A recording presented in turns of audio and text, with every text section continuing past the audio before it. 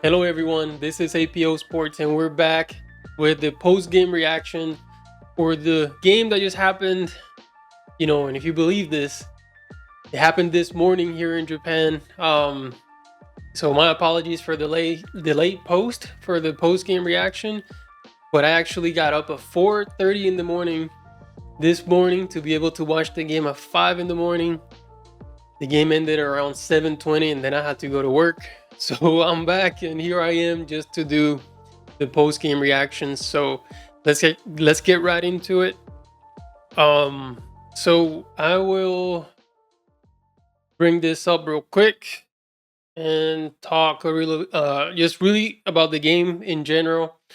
Um, so as you can see these quarters and this breakdown for the summary of the game, this is super deceiving, right? Because the first quarter we were like, it's anybody's game. There was no real rhythm with either team. And then you could start to see the separation happening in the second quarter. And some issues again regarding some of the rotations.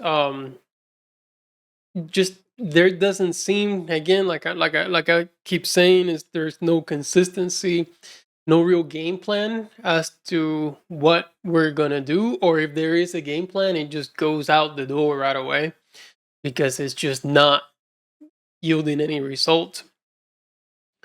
Um, and then the third quarter, I mean, can you really believe?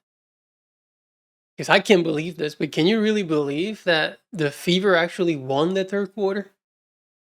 Like they won the third quarter, and that's the quarter they were down by about 16 points. And then the fourth quarter, they won that too, and we'll get into why, right? Because after the 5 minute mark, there was the same lineup, right? It was the same people on the court from about the 6 minute mark in the third quarter that ended the game throughout the fourth quarter and into overtime as well. So we'll get into why that happened because, of course, that was a Christie Sides decision, and we'll evaluate that real quick. And then, yeah, overtime, one overtime, really good game. I mean, a lot of positive from that lineup. It was maybe harder than it needed to be, but this shows you that all the flaws of the Indiana Fever were in display during this game. All of them. All the turnovers, the terrible coaching, the terrible rotations, everything. Everything that you can imagine as to the flaws and the issues that this team has had were on display during this game. And they won the game. So that at least is very encouraging. Of course, you have huge performances, and we'll get into the box score. Huge performances by Aliyah Boston, by Caitlin Clark, by Kelsey Mitchell, by Lexie Hull, even Tammy Fagbanelli. I mean, huge performance by those five. So of course, their talent and their skill and their hustle won out at the end of the day. But we saw all of the bad things on display during this game. So here we'll go to the box score real quick, and before we get into the box score, I do want to first talk about Christie Sides real quick. And as you all know, I am not the biggest Christie Sides fan, but unlike other people and other people commentating on these games and doing videos and stuff, I am not calling for her to get fired.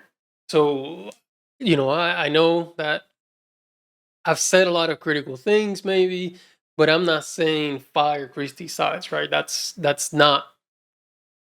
I don't know. I mean, I don't really gain anything by saying that. I don't know if there's a better coach out there that can replace her. I don't know. I'm simply calling what I see, but I'm not necessarily saying that needs to cost her job. But so real quick, the first half was a disaster. The rotations didn't make sense. The lineup didn't make sense or anything like that. Then we get to the third quarter. She starts the third quarter again with her regular starting lineup, which I think it's okay. I mean, starting. I'm not too concerned about that lineup starting. I'm concerned about that lineup closing second quarters and fourth quarters. That's been my main complaint. So then I think they were getting destroyed. They were absolutely getting destroyed. to start that third quarter. The only substitution that she made was that she took out Nalissa Smith, put in Temi Fack Benley, and course was corrected. Right. So throughout the third quarter and then the fourth quarter and overtime, she rode that lineup to the end. Right. And good on her to have the courage to actually say, screw it, I'm going with that lineup. But it also shows you the lack of trust and the lack of even confidence in herself to be able to make moves or rotations that will prove to be effective, right? She's like, okay, this is working. That's it. But you can tell that by doing that, she's showing an actual lack of confidence in her own team, in her own decision making. And I mean, it's just a lot. And I understand this is like, well, damn if you do, damn if you don't, right? Damn if you make changes, damn if you don't make changes. I mean, look at what ends up happening is, look at this. Like, Kaylin Clark played the full 45 minutes. Christie Sides does not know when it's a good time to take out Kaylin Clark, when it's a good time to leave Kaylin Clark. I mean, it's always a good time to leave in Kaylin Clark. So that's not the issue. It's just, when is there room for me to give her a break? And it's just, again, there's just no method to the madness. Nothing is being planned out. Everything is reactive. Nothing is proactive. So you've got to have a smart enough game plan, an effective enough game plan that going into the game, you're going to follow it and be successful. They haven't been able to develop that. That really, to me, is the issue here. So she still does not know. It's like, so I don't know her credentials. I really don't know her history as far as, involved in basketball and how many people vouch for her. Of course, she's got to have a lot of people that support her. She's got to have strong references, resume. I don't know. To be able to score this job, she must have proven something to someone at some point that she's capable of doing this job. So that I can't really question, but what it reminds me, the way that she's executing these things, is like, say you do an interview for a job that you're kind of not really sure about, but you maybe, doctor your resume a little bit to say that you have certain experience that you actually don't, or in the interview you actually say some things to say that, yeah, you can do certain things that you actually don't know how to do. And then when you get to the job and your supervisor is asking you, hey, can you go ahead and do this task for me? I need this by 3:00. And you go back to your desk and you're like, I don't know what I'm doing. So you just kind of put something together, bring it to your boss. Your boss is like, nope, this is not what I asked for. Can you try again? And you go back and you're like, I don't know. And you just keep bringing stuff until maybe the 10th time your boss says, oh yeah, this is good. This is what I've been asking for the whole time. So now you're like, all right, so that's the thing that worked. I'm just going to keep doing that, from here on out. But then your boss is like, oh, yeah, that project is done. Now we need a new project. We need a new task. You're like, oh, go back to square one. You don't know what to do. That's pretty much what happened here, right? What's been happening actually with Christie Sides throughout these whole season. She's putting lineups. Does that work? Is that okay? Is that good? No? Okay, this one, maybe? No? Okay, this one? And then she sees this one that worked and she's like, oh, let's stick with that. Let's not, move anybody. Instead of having some sort of method to the madness, that there's some sort of rotational, logical sense going on here. So, but anyways, mostly credit to her for being able to identify the good lineup, stick to that, and not mess it up, right? Not try to bring someone in that shouldn't have been brought in. That's better than messing it up. I fear for the fatigue, right? Are they gassed? Are they, whatever? But it worked out, won the game. Good job. Not gonna get on her too much. I actually, my biggest problem is really not even with rotations, or lack of coaching or whatever. Like, I think that can be worked. I think one of my problems with her may be a lack of integrity by way of accountability and courage. And the accountability, as I said before, just not being able to identify her own mistakes, to to say, yeah, this was my fault, because that's a key component of leadership. A key component of leadership is that if you supervise, or you're the leader of, I don't know how many workers, 30 workers, and they mess up, you can't be pointing the fingers, oh yeah, they suck, they're terrible, I'm great, but they're the ones who need to figure it out. No, as a leader, you're supposed to say, yep, that's on me. I need to do a better job either training, or I need to do a better job finding out how to best utilize my team, but that's on me. And then you go back there and, go one-on-one and try to figure it out. And same thing when your workers do a great job. You don't go, oh yeah, that's because I trained them. That's why they're doing a great job, because I'm such a great coach. No, then you give the credit to the players and everything like that. That's just how effective leadership is supposed to work. But the first player that I want to highlight over here, by looking at the box score, is Lexie Hull. And there's something I found out about Lexie Hull that I was shocked about. And that is, I'm going to show you guys. Lexie Hull has a full-blown LinkedIn page. Full-blown, fully completed. Not kind of saying this, I'm kind of saying the same thing twice. But she's posting professional athlete. She's on LinkedIn. She's got her experience. Professional an analyst, intern, athlete, undergraduate student researcher, marketing intern. She's put in her education that she has a master's degree in management science and engineering, a bachelor's degree in management science and engineering from Stanford University. She's belonged to these organizations. I don't know how recently she completed a LinkedIn page. But what this tells me, I don't know what you think this tells you guys, but what this tells me is that at some point, either last season or I don't know, at some point in her career, she said, yep, this basketball thing is probably not going to work. I need to start potentially looking at other opportunities, employment opportunities, because I don't know. And that to me is sad as hell.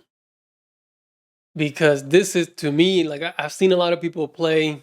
She's one of the most impactful players on the basketball court on any team, right? From any team that I've seen. So I just don't know how you get someone to the position where they believe that they need to start working on their LinkedIn page because the basketball thing may not work out. And this is another thing. Look at that GPA, man. Holy shit. Bachelor of Science, Management Science and Engineering. She's freaking balancing being a basketball player in school with 3.2 GPA.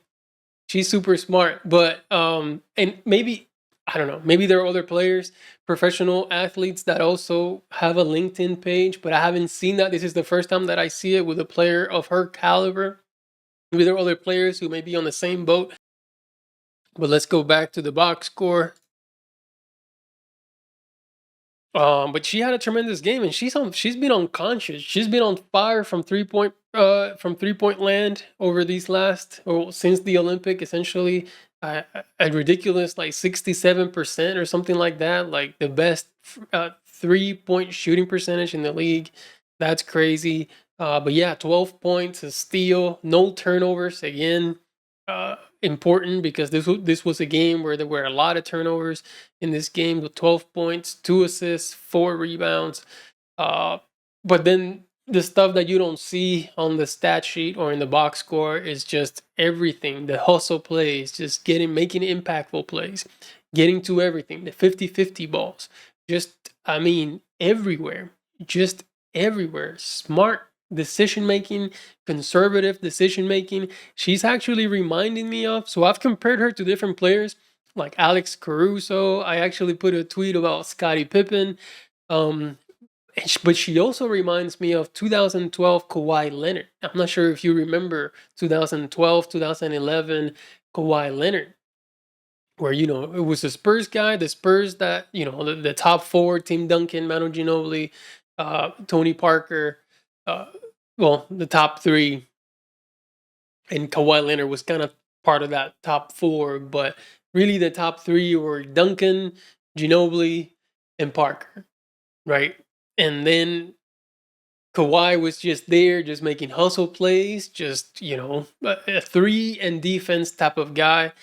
And then he kind of developed a little bit more from there and became the Kawhi Leonard that we know today. But at that time, he was essentially playing this Lexie Hull role for the San Antonio Spurs. So that's pretty much what I see. And who she's starting to really remind me of is Kawhi Leonard.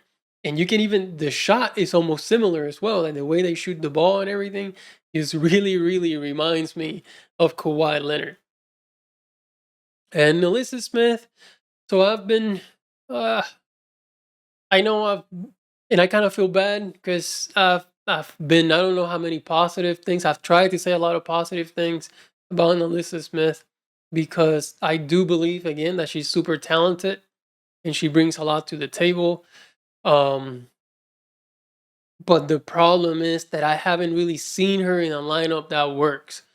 I'm okay with her continuing to start. I'm not saying that she needs to be benched, and I'm not saying anything like that. I think she needs to play some minutes based on the talent that she brings to the table. She's a second round pick.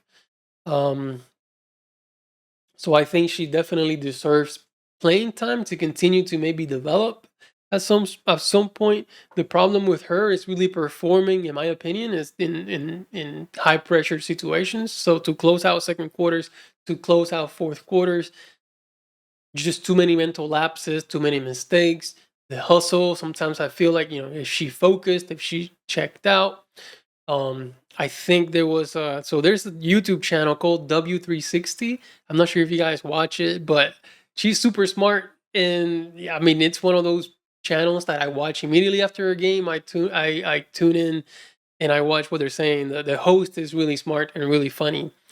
But the host was saying something about she only gets excited and gets all this energy when it's time for her to score. So she gets the ball and she wants to go down. That's when she's hustling the most, and where she has a lot of energy. So not very team focused, but more self focused, and that's just going to be detrimental to the team. Um, so in comparing players. So Alyssa Smith, maybe I don't. We'll see. She can be on the line in the rotation, but limited, just limited. I'm saying I think 60 minutes, that's probably a good amount of minutes for Alyssa Smith. Play 8 minutes in the first quarter, play maybe 8 minutes in the third quarter, and that's it. But I've compared Lexie Hull to like a Kawhi Leonard type player. Aliyah Boston is reminding me every day more of a Nikola Jokic.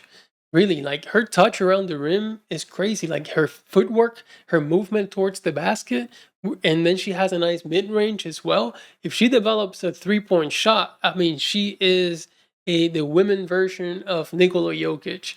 And her passing has improved so much. Like, look at this: 5 assists, 30 points, 13 rebounds, 5 assists. This is such a monster game for Aliyah Boston. 8 of 8 from the free throw, 11 of 16 from the field. I mean, just an incredible all-around performance by Aliyah Boston. She's just a monster in every way. In every lineup that you look at and that she's a part of, for the most part, you're going to see plus ratings because she's just that much of a difference maker on the floor as far as high impact player. She's the whole package. She's great. I mean, she's one of my favorite players. She's amazing. I don't know what else to say. I mean, this combination, if they stay together for the long run, of Aliyah Boston and Kaylin Clark, if they stay together for the long run, this team is going to be dangerous. But now check this out, because I've been thinking about this. Imagine if you could trade right now Alyssa Smith for Angel Reese. I think it's a fair trade. Now, the guy may not want to go for it, But Alyssa Smith is a second round pick. She's a scorer. She might fit better with this guy, with what they're doing in Cardoso, right? Because right now I think Reese and Cardoso kind of, are they playing well together? It's kind of the same style of basketball. But Reese and Boston with these other people, oh my God, all the rebound, all the defense. Like, if you make this trade right now, I think the Fever is the best team in basketball. But anyways, I'm fantasizing. I'm not sure if that's gonna happen. But anyways, so we covered Boston and Kelsey Mitchell, another great game. Turned the ball over a little bit too much. Had 4, and Caitlin Clark will always. That's okay. I mean, you live with Caitlin Clark's high turnovers. Turnovers. It is what it is. She does more. She takes risks. It happens. But Kelsey Mitchell a lot of times gets stuck in dribbling the ball a little bit too much, just kind of stalling the offense. But that happens also when Tevi Fagbenle is on the floor. But I do think, I mean, at this point, it's clear that that's the Fever's best lineup is the Fagbenle with the core 4. That's really what you want. I think the second best lineup is Dantas with the core 4. So if I'm Christie Sides, you really have to, you know, consider the matchup and see what you need at any given time. Are you struggling with the offense? If you're struggling with offense, then you bring in Dantas for Fagbenle. And then boom, the floor will spread. And in those situations, Kelsey Mitchell, you don't see her really that much dribbling and trying to play hero ball that much because the court is wide open. Dantas is an incredible threat, and she sets some of the best screens that I've seen too. Like I've already seen some of these threes that Caitlin Clark scores off of screens. They're off of screens that Dantas sets because now the player really can go over the screen. They have to go under the screen, and at the same time, the other player has to run back to Dantas because she's a threat from the 3-point line. So that opens more opportunities for Caitlin Clark, for Dantas, for Mitchell, really for the whole entire team. That's why their offense is a lot better when Dantas is on the floor. But if you need defense and you need to stop the other team if they're scorching you, then that's when you need Fabbenle on the court for to kind of play much better defense. And the offense doesn't stall that much; it stalls a little bit, but Fabbenle can still. I mean, she clogs the paint a little, but she has a decent mid range. She doesn't have a 3-point shot, which is what they're missing with Dantas. But if you could combine those two players, that's it. You're good to go. You're set. You have the best team in the NBA, in the WNBA. So that was Kelsey Mitchell, good game, and of course Caitlin Clark, another fantastic game by her. Um, I mean, I don't know what to say. She is something else. So 26 points, 13 assists. 12 assists, 5 rebounds, another 25, 10, and 5 game. Now she continues to break all kinds of records. Right now, we're just trying to see if she breaks the most points for a rookie in a season, the most assists ever in the history of WNBA, for all players in a season, the most threes made in a season. There's just so many records, and then I wonder, like what's going to be next, right? This is her rookie year, and she's breaking every WNBA or a bunch of WNBA records. What's next? Like, what's going to happen next season and the season after that? It's just crazy, the amount of success that she's had on her first year, and I can't continue this without talking about Temi Fagbenle. I mean, what an impact that she had. Look, it's evident she played how many minutes? 21 minutes. No, not 21, 28 minutes, and she was a plus 21 on the court. She was the difference maker. It was so evident, just that one single substitution that Christie Sides made in the third quarter. It really was just a simple 1-for-1. It was the same lineup, but Lanissa Smith come out, Fagbenle go in, and that was the difference, right? A difference of plus 21 points when she was on the court. And if we look now at, my favorite stats with these lineups, I love these stats. Oh, This has actually updated now. And according to this, the fact Bailey, Mitchell, Hull, Boston, Clark is now the Fever's best lineup, beating out. Let's see if I can catch both here at the same time. Yeah. So this, I mean, look at this offensive rating. Look at this defensive rating with this team on the floor. With Bailey, Mitchell, Hull, Boston, Clark, 87.3. That is outrageous defensive rating.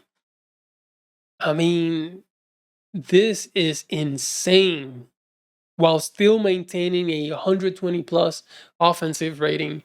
So this is edging out the lineup that I think is the most optimal, or I thought it was the most optimal, the Dantas, Mitchell, Hull, Boston, Clark, which gives you a lot more offense, but then you're more, you know, um, you're weaker on the defensive end. So really, that's what it's going to depend. I think for Christie Sides, how you want to close the game, depending on what you need. So you need defense and still have a little power, carry a punch with offense. You go with Fek Bentley. You don't need really that much defense because the other team may be struggling, but you want to put your foot on their throat and put the damn game out of hand. Then that's when you bring in Dantas. And with the core four, that's pretty much all you have to do. And as far as rotations, Christie Sides really has to figure out a way to, okay, this is my starting five, and at the, I don't know, Caitlin Clark is going to play the whole quarter. Maybe I'll sub in Aliyah Boston with 3 minutes left in the first quarter, and then that way you always have either Aliyah Boston or Caitlin Clark on the floor together. As soon as the second quarter starts, you bring back Aliyah Boston, then you sit down Caitlin Clark, so on and so forth. I mean, what you do with the rest of the lineups, you still need to have some method to the madness. I would also leave Lexie Hull to play the entire first quarter and then maybe take her out to begin the second. So bring in Katie Lou along with Aliyah Boston, Dantas and all that. I mean, you have to take out Alyssa Smith way earlier in the first quarter, right? So maybe at the 4-minute mark, you take out Alyssa Smith, bring in Fag Bentley or Dantas or whatever it is, and just kind of play around with that. But you have to have a game plan that you stick to and that you're consistent with game by game. So you have to do that. And that's what most NBA teams, that's what they do. Right? I mean, that's how, if you look at the Denver Nuggets, that's how they do it, right? So Nikola Jokic plays the entire first quarter, and he takes out Jamal Murray with about 3 minutes left in the first. And then for the second quarter to start, Jokic starts on the bench, and Jamal Murray comes in to start the second quarter. That's pretty much kind of the rest. And then Jokic comes in with about the 8-minute mark in the second quarter, and your best lineup finishes the second quarter. That's how I've seen basketball every time. Oh, always. Like, you go back to the San Antonio Spurs days. That's it. That was the game plan. Ginobili's coming at this point in the first quarter, and I'm rotating individuals in a methodical, well thought out way. It wasn't dependent on who the matchup was. It was, this is who we play. This is how we play. The other team better be prepared for what we bring, but this is what we bring to the table. Beat us, because this is the best that we have to offer. This is the best of what we have. If you're over here trying to match against, depending on this team, I'm going to bring this person in.